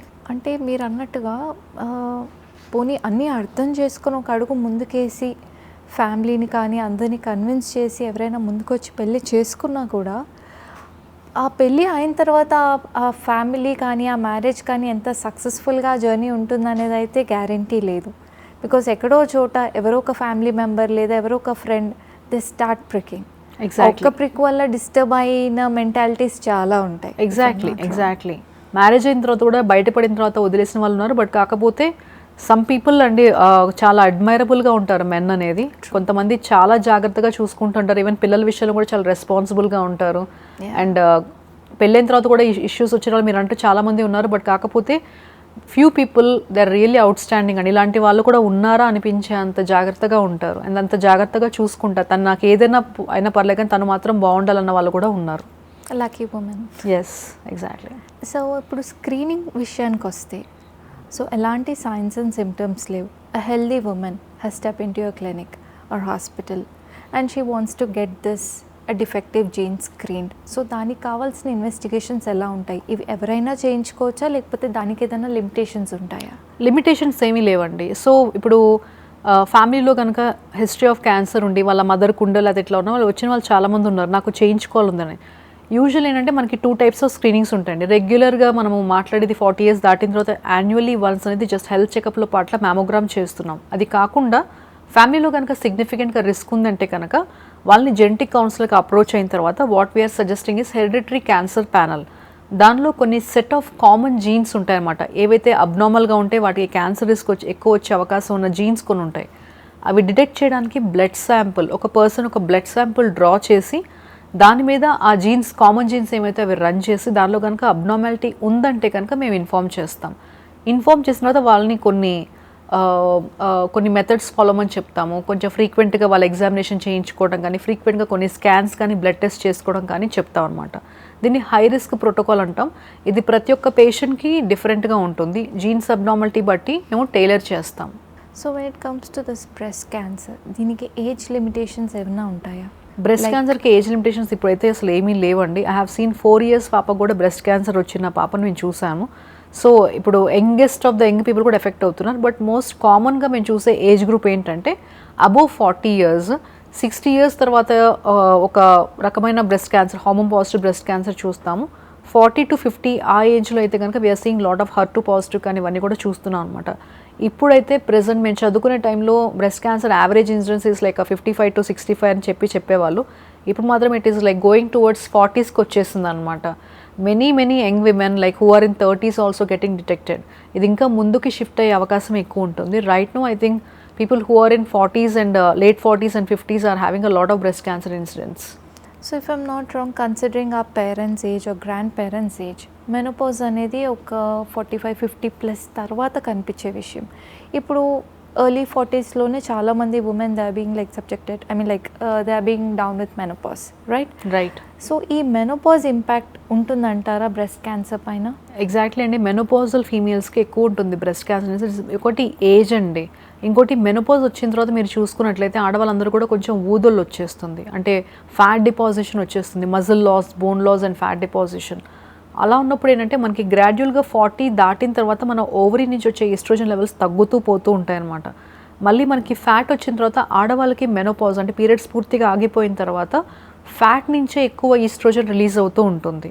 సో అది మళ్ళీ ఒక పీక్కి వెళ్తుంది అన్నమాట. కొంచెం బొద్దుగా ఉన్న ఆడవాళ్ళకి ఎక్కువ బ్రెస్ట్ క్యాన్సర్ వచ్చే ఇన్సిడెంట్స్ ఉంటుంది. ఎందుకంటే ఫ్యాట్ నుంచి ఆ హార్మోన్స్ ఎక్కువ రిలీజ్ అవ్వటం వల్ల బ్రెస్ట్లు 2 స్టిమ్యులేట్ అయ్యి క్యాన్సర్ గడ్డగా మారే అవకాశం ఉంటుంది. సో పోస్ట్ మెనోపాజల్ ఫీమేల్స్ ఏంటంటే ఏజింగ్ ఒకటి ఇష్యూ, చాలా బాగా ఎక్కువ హార్మోన్స్ ఫ్లక్చుయేట్ అవడం, సడన్గా డ్రాప్ అవడం, సడన్గా పెరగడం, ఇట్లాంటి వాటి వల్ల రొమ్ములో ఉన్న గ్రంథి, ఆ గ్లాండ్యులర్ స్ట్రక్చర్ ఏదైతే ఉంటుందో అది కొన్ని చేంజెస్ అవ్వటం వల్ల క్యాన్సర్ వస్తుంది. Most of the times this is the mechanism and biology behind it. So for example ఒక పెద్ద ఆవిడ, I mean let's say 40-45 and she's close to hit her menopause. So menopause అంటే it's not a 1 day 2 day thing, it's a series of events and it will take some time, right? So అలాంటి టైంలో menopause, initial days of మెనోపాజ్లో breast cancer diagnose అవుతాయి. So అప్పుడే treatment start చేయాల్సి ఉంటే, so ఆ menopause stage and the treatment, do they merge with each other or like collide with each other? So మనకి దీనికి ఎటువంటి సంబంధం ఉండదండి. So hormones will not affect the treatment? Hormones will not effect the treatment. Only thing ఏంటంటే మేము కొన్ని changes చేస్తాం. అంటే ఇప్పుడు మనం మనుషుల్లో ఎట్లయితే రకాలు ఉంటారో, అంటే నలుపు, తెలుపు, పొట్టి, పొడవు, ఇట్లా మనం చేంజెస్ చెప్తూ ఉంటాం బాడీ హ్యాబిటస్ని బట్టి. సో లైక్ వైజ్ బ్రెస్ట్లో కూడా రకాలు ఉంటాయి. 4 types ఉంటాయి అన్నమాట. Hormone positive, triple positive, HER2 positive and triple negative అని 4 types ఉంటాయి అన్నమాట. టైప్ని బట్టి మనకి చేంజ్ అవుతుంది. Okay. So hormone positive breast క్యాన్సర్స్కి హార్మోన్ బ్లాక్ చేయటం అదొక పార్ట్ ఆఫ్ ట్రీట్మెంట్గా ఉంటుంది. బీట్ ఎర్లీ స్టేజ్లో కానీ, స్టేజ్ 4లో కానీ హార్మోన్ బ్లాక్ చేయడం, అంటే ఆ క్యాన్సర్ కణంగా మారటానికి నార్మల్ బ్రెస్ట్ కణము ఆ హార్మోన్ ఫ్లక్చుయేషన్ మెయిన్గా అయ్యేది ఉంటుందన్నమాట. సో దానికి హార్మోన్ థెరపీ ఇస్తాము. అలాంటి వాళ్ళకి మనం సెలెక్ట్ చేసుకునే హార్మోన్ థెరపీ మారుతుందన్నమాట. పీరియడ్స్ వచ్చే వాళ్ళకు ఒక రకంగా, పీరియడ్స్ ఆగిపోయిన వాళ్ళకు ఒక రకంగా, అప్పుడప్పుడే ఆగిపోయిన వాళ్ళకు ఒక రకంగా మేము దాన్ని చేస్తాం. అలా కాకుండా ఈ HER2 పాజిటివ్ కానీ లేకపోతే ట్రిపుల్ నెగిటివ్ కానీ దానికి ఈ పోస్ట్ మెనోపాజ్కి ఎటువంటి సంబంధము లేదు. So it's nothing but the precision oncology. So మీరు నా దగ్గర ఎంతోమంది పేషెంట్స్ వస్తుంటారు, బ్రెస్ట్ క్యాన్సర్ పేషెంట్. మా ఇంటి పక్క ఆమె కూడా బ్రెస్ట్ క్యాన్సర్ ఉంది, ఆమెమో ట్యాబ్లెట్ వాడుతుంది, మీరు నాకు ట్యాబ్లెట్ పెట్టలేదని అడుగుతారు. ఇంకొంతమంది ఏమో వాళ్ళకి 1 year ట్రీట్మెంట్ పెట్టారు, మీరు నాకు 4 cyclesకే ఇచ్చారు, ఎందుకు అంత తొందరగా ఆపేస్తారని అడుగుతారు. సో ఇది ఇందాక నేను చెప్పినట్టు బ్రెస్ట్ క్యాన్సర్ రకము, దాని స్టేజు, మనిషి యొక్క కోమాబిడిటీస్ అంటే ప్రీవియస్గా ఉన్న హిస్టరీ, వీటన్నిటి మీద ఆధారపడి ఉంటుందన్నమాట. వీటన్నిటిని ఒక్కొక్క పేషెంట్ ఒక్కొక్క రకంగా ఉంటారండి. ఫర్ సపోజ్ పీరియడ్స్ ఆగిపోయిన వాళ్ళకి ఒక రకంగా, ఆగని వాళ్ళకి ఒక రకంగా, హార్మోన్ థెరపీలో కూడా చేంజెస్ చేస్తాం అనమాట. సో ఇందాక మనం అనుకున్నట్టు ఎట్లయితే రకరకాల క్యాన్సర్స్ ఉంటాయో, రకరకాల రకాలు ఉంటాయి బ్రెస్ట్ క్యాన్సర్లో, ఈచ్ పర్సన్కి వాళ్ళ స్టేజ్ని బట్టి, వాళ్ళ టైప్ని బట్టి, వాళ్ళకున్న బ్యాక్గ్రౌండ్ని బట్టి పూర్తిగా మారిపోతుందండి. ఇప్పుడు మనం డిస్కస్ చేసిన జీన్స్ సమస్యలు కానీ ఉన్న వాళ్ళు కానీ, లేకపోతే స్టేజ్ 1కి స్టేజ్ 2కి డిఫరెన్స్ కానీ, టైప్ని బట్టి ఎంతో చేంజెస్ వస్తాయి. కొంతమందికి 5 years హార్మోన్ థెరపీ ఇస్తాం, కొంతమందికి 10 years ఇస్తాము. సో ఇవన్నీ డిఫరెంట్ అనమాట. అందుకని క్యాన్సర్ ట్రీట్మెంట్ అనేది ఏ ఒక్క పేషెంట్కి సేమ్గా ఉండదు. సో ఆ కన్ఫ్యూజన్ తీసేసేయాలి బుర్ర నుంచి. ఇప్పుడు ఒక ఓపీడీలో కూర్చుంటే పేషెంట్స్ అందరూ కూడా they discuss with each other అనమాట. నీకేం ట్రీట్మెంట్ ఉంది, నాకేం ట్రీట్మెంట్, కంపేర్ చేసుకుంటారు. నేను మిస్ అవుతున్నా, ఐఎమ్ మిస్సింగ్ సంథింగ్, తనకెందుకు అలా, నాకెందుకు ఇలా, ఇట్లాంటి కంపారిజన్ చాలా ఉంటుంది. లేదా క్యాజువల్ కాన్వర్సేషన్ తెలియకుండానే ఇంకా స్టార్ట్ అయిపోయి వాళ్ళది బుక్కులు తీసుకొని మొత్తం ఏమున్నాయో చూసుకోవడం, ఇట్లాంటివన్నీ చాలా it's very common for us. Exactly, ఎందుకు ఇలా, ఎందుకు అట్లా, ఇలాంటి క్వశ్చన్స్ అడుగుతూ ఉంటారు. సో టైప్ని బట్టి ఎంటైర్గా మొత్తం అంతా మారిపోతుంది. అండ్ ఆల్సో కొంతమందికి మేము కీమో కూడా ఆఫర్ చెయ్యము. వెరీ వెరీ ఎర్లీ స్టేజ్ వాళ్ళకి, ఇప్పుడు మనం డిస్కస్ చేసిన హార్మోన్ రిసెప్టర్ పాజిటివ్ బ్రెస్ట్ క్యాన్సర్కి very early stage we try to skip off అనమాట. అసలు కీమోథెరపీ ఇవ్వకుండా ఓన్లీ హార్మోన్ థెరపీ మాత్రమే ఇస్తూ ఉంటాం అనమాట. సో ఆ కీమోథెరపీ స్కిప్ చేయాలా వద్దా అనడానికి కొన్ని ఫ్యాక్టర్స్ చూస్తాం. అంటే గడ్డ సైజ్ ఎట్లా ఉంది, పేషెంట్కి పీరియడ్స్ ఆగిపోయా ఆగలేదా, ఆ గడ్డల యొక్క రకం అంటే గ్రేడ్ ఎట్లా ఉండింది, హై రిస్క్ ఉందా, అగ్రెసివ్గా ఉందా, మైల్డ్గా ఉందా. అలానే కాకుండా ఇందా చెప్పిన జీన్స్ టెస్ట్ కాకుండా ఆ బ్రెస్ట్ క్యాన్సర్ ఒక గడ్డ మీద కూడా మేము జీన్స్ టెస్ట్ చేస్తాం. సో దానికి ఎట్లా 1 నుంచి 2, 2 నుంచి 20 అయ్యే లక్షణం, అంటే ఫాస్ట్గా గ్రో అయ్యే లక్షణం ఉందా, లేకపోతే మైల్డ్గా ఉండే లక్షణం ఉందా, అవన్నీ చూసుకొని కొంతమంది పేషెంట్స్కి కీమోథెరపీ స్కిప్ కూడా చేస్తాం. ఎస్పెషల్లీ హార్మోన్ పాజిటివ్ మేము ఎర్లీ స్టేజెస్లో ఉండి పీరియడ్స్ ఆగిపోయిన ఆడవాళ్ళకైతే సాధ్యమైనంత వరకు అన్నీ చూసుకొని బాక్స్ అని టిక్ అవుతుంటే కనుక we try to skip off అనమాట. దానివల్ల బెనిఫిట్ చాలా మినిమల్, డిస్మల్గా ఉంటుంది. అండ్ పేషెంట్కి ఈ కీమోథెరపీ యొక్క సైడ్ ఎఫెక్ట్స్ కానీ మెంటల్ ట్రామా కానీ ఇవేమీ ఉండవు. కాబట్టి we try to er towards avoiding the chemotherapy అనమాట. యా. సో ఇప్పుడు క్యాన్సర్లో స్టేజెస్ని బట్టి ట్రీట్మెంట్ని ప్లాన్ చేస్తారు. Like medical management or surgical management depends on the stage of the cancer. Exactly. So ఇప్పుడు ఏ క్యాన్సర్ అయితే మెడికల్ మేనేజ్మెంట్ స్టేజ్లో ఉందో ఆ పర్టికులర్ పేషెంట్ వచ్చేసి నాకు అంత ఓపిక లేదు, I can't go through all this, ఆ లంప్ ఏదైతే ఉందో, ఆ క్యాన్సర్ గడ్డ ఏదైతే ఉందో సర్జరీ చేసి తీసేయండి, నాకు ఈ ఫస్ట్ 2-3 ట్రీట్మెంట్ ఆప్షన్స్, నాకు ఈ పలానా ఇనిషియల్ మెడికల్ మేనేజ్మెంట్కి నాకు ఓపిక లేదు అని అన్నవాళ్ళు ఉన్నారా? చాలామంది. అంటే వాళ్ళకి ఏంటంటే కనిపించే గడ్డ తీసేసేయాలి అనేది కాన్సెప్ట్తో వచ్చేవాళ్ళు ఎంతోమంది. ఇప్పటికీ కూడా we have a such patients.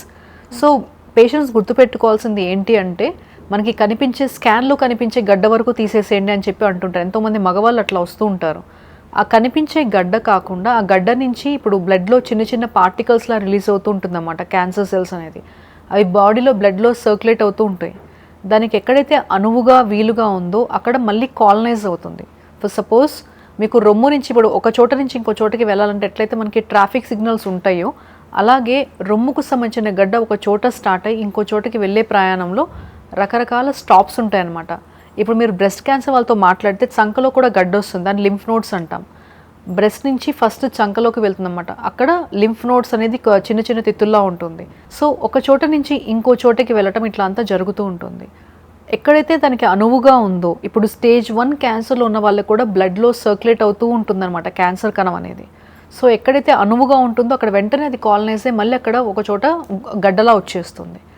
ఇది ప్రివెంట్ చేయాలంటే సర్జరీకి వెళ్ళే ముందరే కీమోథెరపీ కానీ దానికి సంబంధించిన కొన్ని ట్రీట్మెంట్స్ కానీ ఇస్తాం. చాలా స్టార్టింగ్ స్టేజ్లో ఉందంటే ట్రీట్మెంట్స్ ఏమీ అవసరం లేదు, డైరెక్ట్గా మేము సర్జరీకే పంపిస్తాం. అలా కాదు, ఇది ఒక చోటు నుంచి ఇంకో చోటుకి ఆల్రెడీ కాలనీ స్టార్ట్ అయింది అన్నప్పుడు అప్పుడు మేము కీమోథెరపీ కానీ హార్మోన్ థెరపీ కానీ టార్గెట్ థెరపీ కానీ పెట్టి దాన్ని ఇంకో చోట వెళ్ళి కాలనైజ్ అవ్వకుండా ఆపటం కానీ, ఉన్న జబ్బు ఎక్స్టెంట్ ఏదైతే ఉందో అది తగ్గించడం కానీ, అంటే 100 నుంచి 10కి 100 నుంచి 5కి జబ్బుని బాగా కుంచేసిన తర్వాత సర్జరీ చేసినా ఏమైనా చేసినా అవుట్కమ్స్ బాగుంటాయి. అలా కాకుండా ఆల్రెడీ ఒక చోట కాలనైజ్ అయిన తర్వాత ఈ మందు ఎక్కించకుండా సర్జరీ చేస్తే సర్జరీ రికవరీ అయ్యే టైం 3 వారాల్లోనే ఇంకో చోట మళ్ళీ అది కాలనీ పెట్టేస్తుంది. తర్వాత ఏం చేసినా ఉపయోగం తక్కువ ఉంటుంది. సో సర్జరీ ముందర కొంతమందికి కీమోథెరపీ అడ్వైస్ చేసిన, టార్గెట్ థెరపీ అడ్వైస్ చేసిన, ఇమ్యూనోథెరపీ అడ్వైస్ చేసిన, దాని రీజన్ ఇది. అది ఎక్కడైనా పాకటం స్టార్ట్ అయితే కనుక ఇంకా వేరే చోట కాలనైజ్ అవ్వకుండా పాకిన సైడ్ కానీ లేకపోతే ఉన్న జబ్బు కానీ బాగా తగ్గించేసిన తర్వాత సర్జరీ చేస్తే కనుక అవుట్కమ్స్ అనేవి బాగుంటాయి. ఇందా నేను చెప్పినట్టు యుద్ధం గెలవాలంటే అన్ని అస్త్రాలు ఎట్లయితే యూజ్ చేయాలో, క్యాన్సర్ నుంచి జయం పొందాలి అంటే కనుక ఏది ఎప్పుడు ఎక్కడ వాడాలో తెలుసుకోవడం అనేది డాక్టర్ యొక్క నైపుణ్యం బట్టి ఆధారపడి ఉంటుంది. At the same time patient acceptance మీద కూడా ఆధారపడి ఉంటుంది. ఈ థెరపీస్ అన్నీ కన్సిడర్ చేస్తే ఈ మెడికల్ మేనేజ్మెంట్ థెరపీ స్టార్ట్ అయినాక పేషెంట్కి ఇమ్యూనిటీ తగ్గుతుంది అని అంటారు. ఇది ఎంతవరకు నిజం? ఒకవేళ నిజంగా ఇమ్యూనిటీ తగ్గితే తర్వాత వచ్చే కాంప్లికేషన్స్ ఎలాంటివి ఉంటాయి? సో కీమోథెరపీ అయ్యే టైంలో మనకి ఒక 5 నుంచి 7 రోజుల తర్వాత రక్తం తగ్గటం స్టార్ట్ అవుతుంది. మనం అనుకున్నాం కదా, బాడీలో ఉన్న ఫాస్ట్ డివైడింగ్ సెల్స్ అన్ని ఎఫెక్ట్ అవుతాయి. దాంట్లో పార్టే బోన్ మ్యారోలో కీమోథెరపీ వల్ల రక్త కణాలు తగ్గుతాయి అన్నమాట. తగ్గి మళ్ళీ ఒక వారంలో మళ్ళీ మామూలు అవుతాయి. ఆ టైంలో ఇమ్యూనిటీ చాలా వీక్గా ఉంటుంది. అందుకని పేషెంట్స్ కూడా బయటికి వెళ్ళే ముందు మాస్క్ పెట్టుకోండి, లేకపోతే మీకు ఏమైనా ఫీవర్ వస్తే వెంటనే చెప్పండి అని చెప్తామన్నమాట. ఆ పాయింట్ ఆఫ్ టైంలో మళ్ళీ మీకు 3rd వీక్ కల్లా ఇమ్యూనిటీ అంతా నార్మల్సీకి వచ్చేస్తుంది. అదేమి ప్రాబ్లం కాదు. బట్ కీమోథెరపీ అంతా అయిపోయిన తర్వాత వాళ్ళకి ఫ్రీక్వెంట్గా జలుబు వచ్చే అవకాశం కానీ, ఫ్రీక్వెంట్గా ఇన్ఫెక్షన్స్ ఎక్వైర్ చేసే టెండెన్సీ కానీ ఉంటుంది, చాలా ఎక్కువ ఉంటుంది. అది మొత్తం అంతా ఒక 1 ఇయర్లో సర్దుకుంటుంది. బోన్ మ్యారో ట్రాన్స్ప్లాంట్స్ అయిన వాళ్ళు కానీ, లేకపోతే రక్తం క్యాన్సర్ సంబంధించిన లుకీమియాస్ క్యాన్సర్ సంబంధించిన వాళ్ళు కానీ వాళ్ళ ఇమ్యూనిటీ రికవర్ అవడానికి కొంత టైం పడుతుంది. ఎందుకంటే వాళ్ళకి ఎక్కడైతే మన ఇమ్యూన్ సిస్టమ్ అనేది మన బోన్ మ్యారోలోనే ఉంటుందండి, అది ఏమీ కాదు, రక్త కణాలే ఉంటాయన్నమాట. ఆ రక్తం ఉత్పత్తి చెందే సిస్టమ్ ఒక ఎఫెక్ట్ అయింది కాబట్టి అది మళ్ళీ మామూలు అవ్వడానికి కొన్ని ఇయర్స్ పడుతుంది. సో బ్లడ్ క్యాన్సర్కి సంబంధించిన వాళ్ళు కానీ, బోన్ మ్యారో ట్రాన్స్ప్లాంటేషన్ అయిన వాళ్ళు కానీ వాళ్ళ ఇమ్యూనిటీ నార్మల్సీకి అవ్వడానికి కొన్ని సంవత్సరాలు పడుతుంది. బట్ యూజువలీ సాలిడ్ క్యాన్సర్స్ అంటే బ్రెస్ట్ క్యాన్సర్ కావచ్చు, లేదా లంగ్ క్యాన్సర్ కావచ్చు, మిగిలిన క్యాన్సర్స్, బ్లడ్ క్యాన్సర్ కాకుండా మిగిలిన క్యాన్సర్ వాళ్ళందరూ కూడా ఇమ్యూనిటీ ట్రీట్మెంట్ జరిగే టైంలో తక్కువ ఉంటుంది. ట్రీట్మెంట్ ఆగిపోయిన తర్వాత ఒక 6 months to 1 yearలో నార్మల్సీకి వచ్చేస్తుంది. కొన్ని జాగ్రత్తలు పాటిస్తే సరిపోతుంది తప్పితే చాలా ఎక్స్టెన్సివ్గా ఏమీ జాగ్రత్తలు తీసుకోవాల్సిన అవసరం లేదు. అదొక అపోహ మాత్రమే. ఇప్పుడున్న అడ్వాన్స్డ్ ఇంజెక్షన్స్ అంటే కీమోథెరపీ అయిపోయిన తర్వాత మనం అనుకున్న పీరియడ్ విండో ఉంటుంది కదా, రక్తం తగ్గి మళ్ళీ మామూలు విండో 1 week ఉండేది, అది ఫాస్ట్గా నార్మల్ అవ్వడానికి we have a lot of efficient growth factors ఇప్పుడు ఉన్నాయి. ఒకప్పుడు అది అవైలబుల్గా లేదు. ఇప్పుడు మంచి ఇండియన్ కంపెనీస్ అన్నీ కూడా ప్రొడ్యూస్ చేయడం స్టార్ట్ అయిన తర్వాత మోస్ట్ అడ్వాన్స్డ్ గ్రోత్ ఫ్యాక్టర్స్ కూడా ఇప్పుడు ఇండియాలో ఉన్నాయి. కాబట్టి ఇది ఒకప్పుడు మాట, ఇప్పుడు అది అంత పెద్ద ప్రాబ్లం కాదు. So limiting to Indian mind set or Indian psychology, ఒక మనిషికి ఒంట్లో బాగాలేదంటే ఫస్ట్ మనం ఫోకస్ చేసేది హెల్దీ డైట్ పెట్టేసేయాలి. ఫ్యామిలీ మెంబర్స్ చుట్టూతో ఉన్నవాళ్ళు పలానా పర్సన్ ఫ్యామిలీలో సిక్ ఉంటే అది ఎలాంటి కండిషన్ అయినా సరే మంచి డైట్ ఇస్తే ఆ ఇమ్యూనిటీ సెట్ అయిపోతుంది, తొందరగా రికవర్ అవుతారు అనే ఆశతో ఉంటారు, తప్పులేదు. సో ఇలాంటి క్యాన్సర్ కండిషన్స్లో will the diet play any key role? Major role అండి. మేము పేషెంట్స్ ప్రతి ఒక్కరు కూడా ఎగ్జాక్ట్గా చెప్తాను, నేను ఇచ్చే ట్రీట్మెంట్ నీకు 50% అయితే నువ్వు తినే తిండి నీకు ఇంకో 50%. రీజన్ ఏంటంటే ఇప్పుడు మేము చెప్పే కీమోథెరపీ ఏమైతే ఉన్నాయో వాని బెనిఫిట్, ఎఫికసీ కానీ దాని సైడ్ ఎఫెక్ట్స్ తక్కువ ఉండాలి అంటే కనుక బాడీలో ఆల్బుమిన్ లెవెల్స్ నార్మల్గా మెయింటైన్ అవ్వడం అనేది చాలా ఇంపార్టెంట్. అండ్ ట్రీట్మెంట్ టైంలో మీకు కీమోథెరపీ ఇస్తున్న టైంలో రక్తం ఫాస్ట్గా తగ్గుతుంది, మళ్ళీ మామూలు అవుతుంది. బాడీలో సరైన న్యూట్రియంట్స్ కనుక రిజర్వ్ అంటే నిలువ లేదు అనుకోండి, ఆ రక్తం చాలా తగ్గుతుంది, విపరీతంగా వీక్ అవుతారు. సో కీమోథెరపీ టైంలో, ట్రీట్మెంట్ జరుగుతున్న టైంలో diet plays a crucial role. ఆ ట్రీట్మెంట్ యొక్క సైడ్ ఎఫెక్ట్స్ తక్కువ ఉండాలన్నా, ట్రీట్మెంట్ యొక్క బెనిఫిట్ ఎక్కువ ఉండాలన్నా సరే డైట్ చాలా జాగ్రత్తగా మెయింటైన్ చేయాలి. ఎస్పెషల్లీ ప్రోటీన్ ఇంటేక్ కానీ, విటమిన్స్ కానీ జాగ్రత్తగా మెయింటైన్ చేసుకోవడం చాలా ఇంపార్టెంట్. వెజిటేరియన్స్లో అసలు మాకు చాలా ప్రాబ్లం అవుతుంది ఇది. ఎందుకంటే వాళ్ళు ఎగ్స్ తినరు అండ్ మీట్ తినరు. సో ప్రోటీన్, వీగన్ ప్రోటీన్ అనేది మనకి సోయా, పన్నీర్ అంతమంది ఇష్టపడరు మన ఇండియాలో. ఎంతసేపటికి పప్పు లేకపోతే స్ప్రౌట్స్ తిన్నా మొలకలు తింటా అంటారు తప్పితే మీరు పన్నీర్ రోజుకి ఒక 100 గ్రాములు కనీసం తినండి, లేకపోతే సోయా తింటే పొట్ట గ్యాస్ వస్తుంది అంటారు. సో వెజిటేరియన్ వల్ల మాకు చాలా ప్రాబ్లం ఇది. అందుకని మేము ప్రోటీన్ పౌడర్స్ ఇవన్నీ కూడా ఎక్కువ సప్లిమెంట్ చేస్తూ ఉంటాం. సో డ్యూరింగ్ ట్రీట్మెంటే కాదు, మనకి ట్రీట్మెంట్ అయిన తర్వాత రికవరీ ఉంటుందండి. అంటే నాట్ జస్ట్ ఇది జుట్టు ఒక్కటే కాదు, మజిల్ రికవరీ కానీ, జనరల్గా స్కిన్ అంతా కూడా మామూలు అవ్వడం కానీ, లేకపోతే మెమరీ కానీ. కీమోథెరపీ అయిపోయిన తర్వాత కీమో ఫాగ్, బ్రెయిన్ ఫాగ్ ఉంటుందన్నమాట. అంటే మనకి కొంచెం మైల్డ్గా మెమరీ మతిమరపు వచ్చినట్టు, ఒక స్ట్రెస్ నుంచి రిలీవ్ అయితే మనకు కూడా కొంచెం మర్చిపోతూ ఉంటాం. సో అట్లానే కీమో ఫాగ్ ఉంటుంది. వీటన్నిటి నుంచి ఫాస్ట్గా రికవరీ అవ్వాలి అంటే కనుక డైట్ ట్రీట్మెంట్ టైంలో మెయింటైన్ చేయడం చాలా ఇంపార్టెంట్.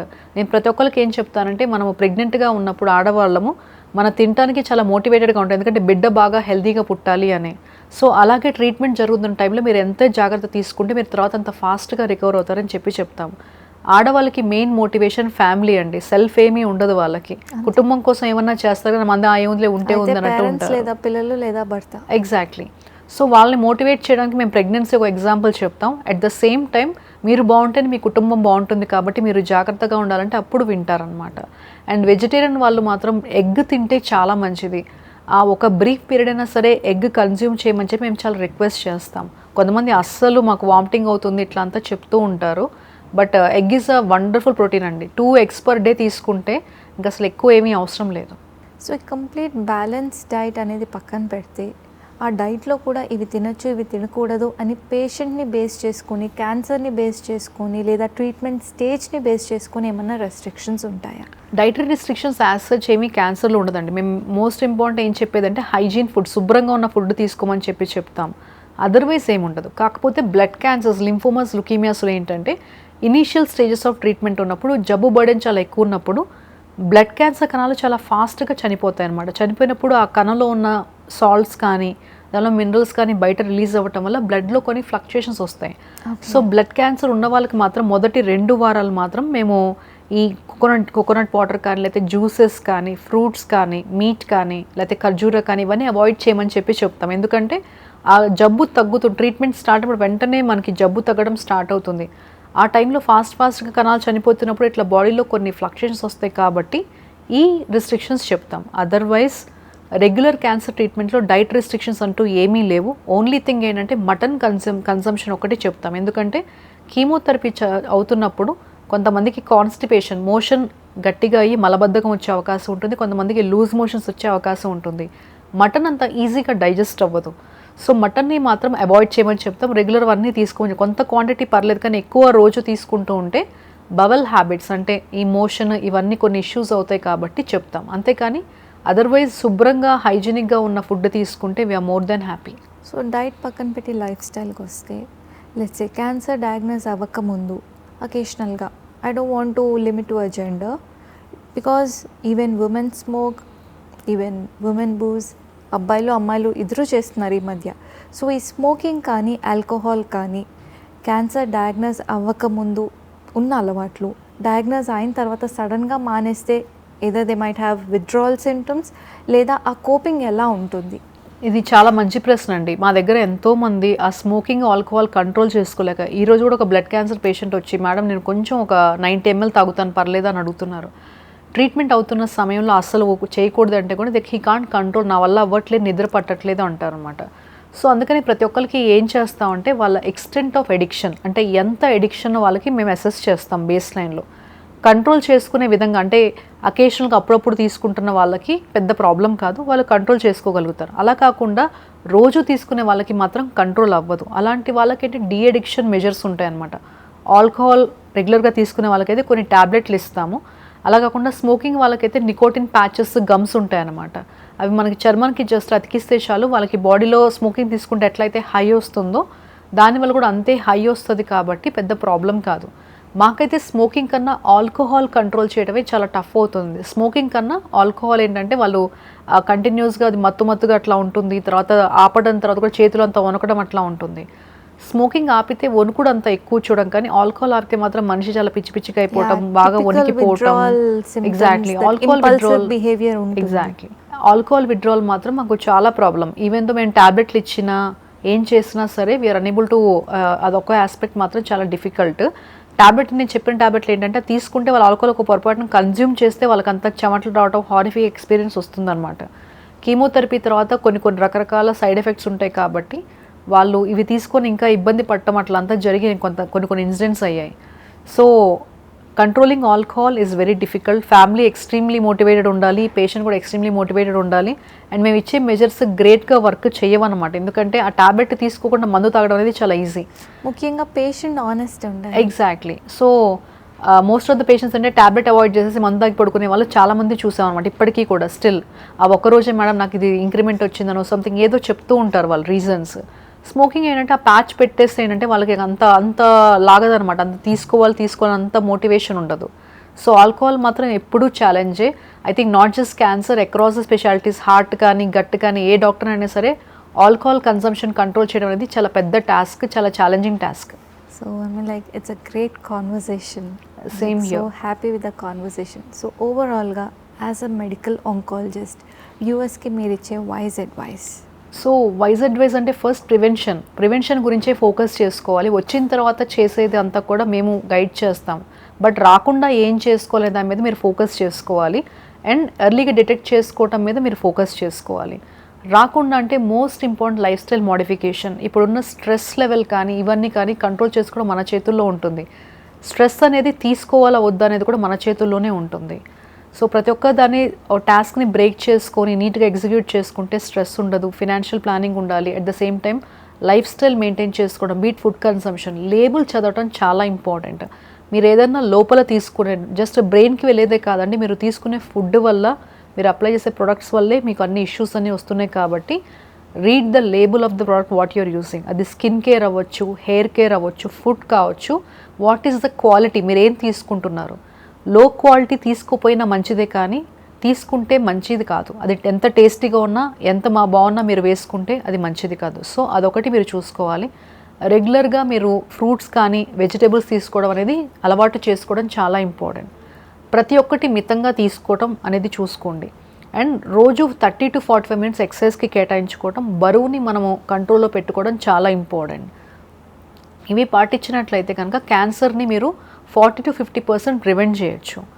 అలా కాకుండా ఇవన్నీ పాటించినా కూడా కొంతమందికి వస్తాయి. సో మీరేం మెజర్స్ తీసుకుంటారు?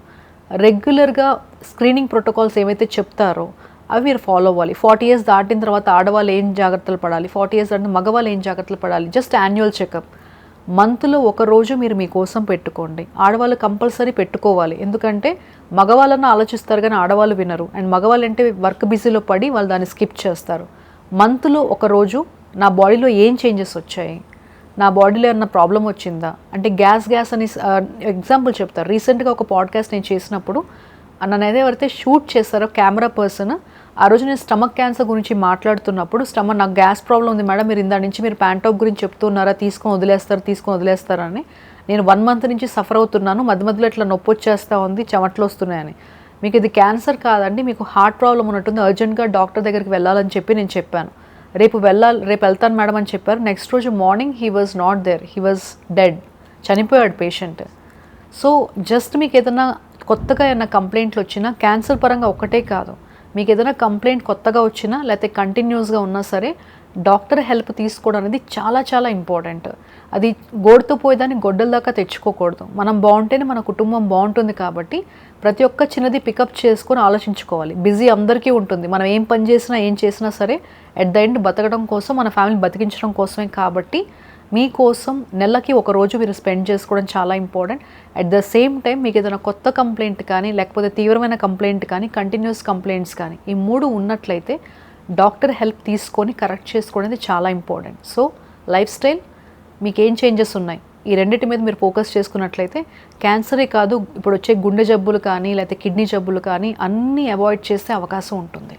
ఇందాక మీరు మెన్షన్ చేసినట్టు క్వైట్ సమ్ టైమ్ లైక్ ఒక 7-8 months కిందట I'm a healthy individual, regular diet, gym, everything, I follow everything, so I'm like perfectly fine అని ఒక ఓవర్ కాన్ఫిడెన్స్ క్యారీ చేసేదాన్ని.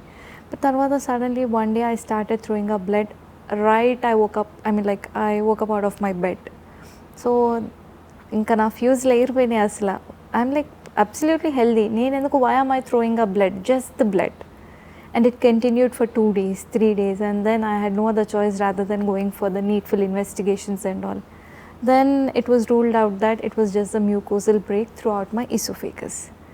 So ఆ 3 days నేను పడ్డ టెన్షన్ అది మామూలు టెన్షన్ కాదు అసలు. I mean like there are many people, okay పొట్టలో ఏదన్నా గ్యాస్ వల్ల లేక ఏదైనా చిన్న అల్సర్ వల్ల అలాంటి వామిటింగ్ అయిందని ఇగ్నోర్ చేసేవాళ్ళు చాలా ఉంటారు. ఎగ్జాక్ట్లీ, గ్యాస్ ట్రబుల్ టాబ్లెట్స్ వేసుకుంటూ ఆ తర్వాత చూద్దాంలే ఇంకోసారి అయితే చూద్దాం అనుకునే వాళ్ళు ఎంతమంది ఉంటారు. సో ఒకసారి కనుక ఇట్లా మీరు బ్లడ్ వచ్చిందండి, బ్లడ్ వస్తే ఇగ్నోర్ చేసే వాళ్ళు ఎంతమంది ఉంటారు? 100లో 80 మంది ఇగ్నోర్ చేస్తారు. తర్వాత ఇంకోసారి అయితే చూద్దామని చూస్తారు. జస్ట్ ఒక స్టెప్ వెళ్ళి డాక్టర్ దగ్గరికి వెళ్ళి ఎండోస్కోపీ చేయించుకుంటే సరిపోతుంది. అదంతా జస్ట్ 15 నిమిషాల ప్రొసీజర్. ఆ మోటివేషన్, ఆ టైం తీసుకొని వెళ్ళే ఇదే మనకి ఆ అవేర్నెస్ ల్యాకింగ్ అనమాట. That's a problem. ఏమంటే నాకు వర్క్ ఉంది అంటారు. దేనికోసం వర్క్? మన కోసమే కదా మనం వర్క్ చేస్తుంది. వర్క్ అని కాకపోయినా ఒక ధైర్యం కావాలి ఆ స్టెప్ వరకు వెళ్ళడానికి. వెళ్తే ఏం బయటపడుతుందో అన్న భయం, వెళ్ళకపోతే ఇంకేం జరుగుతుందో అన్న భయం. ఎగ్జాక్ట్లీ.